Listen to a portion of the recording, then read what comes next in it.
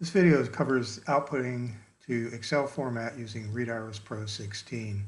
We'll go over the things to watch out for and the available formats that you can use. We've opened the document in the software, and this yellow band indicates that it was not recognized optimally. On Readiris 16, you can't see the zones until you go to the Zones tab. And you can see here that it's all covered in orange, which means it's being treated as text. This is not what we want. We prefer it all to be treated as a table. So let's zoom in and see what the problem is. So it turns out the grid lines are the problem. Solid grid lines are fine. No grid lines at all are fine, but broken grid lines are a problem that we'll need to fix. Let me show you why. In the output, these information here are the grid lines, which this program is attempting to interpret as text. Also, this is not a spreadsheet looking document because it was zoned as text. To fix this, we'll use the Adjust tool either on the Home tab or on the Page tab. What we're seeking to do is eliminate the grid lines altogether. Usually that is done by reducing the contrast. Okay, now they're gone. And if we go back to the Zones tab,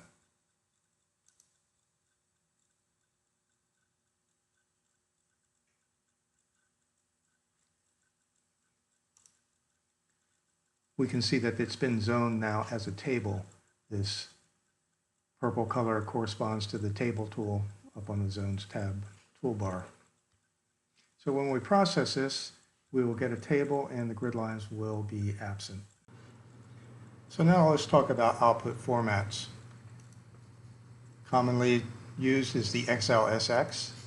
So we'll set the options for that by clicking the down arrow and Spreadsheet Settings. When using this, be aware of the Spreadsheet ML Options tab. With these choices, convert figures into numbers, which generally you want, and the option to create one worksheet per page or one worksheet per table. So we'll go ahead and process this out.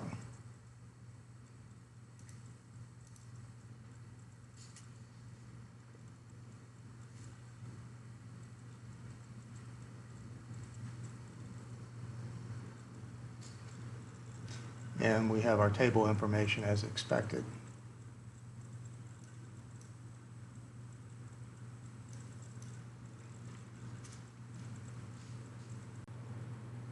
One of the aspects about using this format is that each page or table will be on a separate tab.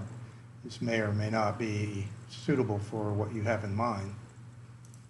So the other formats give you different choices. I prefer to use the HTML, although you could use comma separated, tab, or spreadsheet ML, which is actually very similar to the XLSX. So we're going to go with HTML, tell it to open it after saving in Excel, and process that.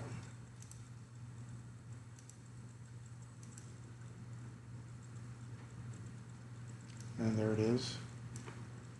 You would want to resave this as an XLS file if so desired. So I hope this helps, and thanks for watching.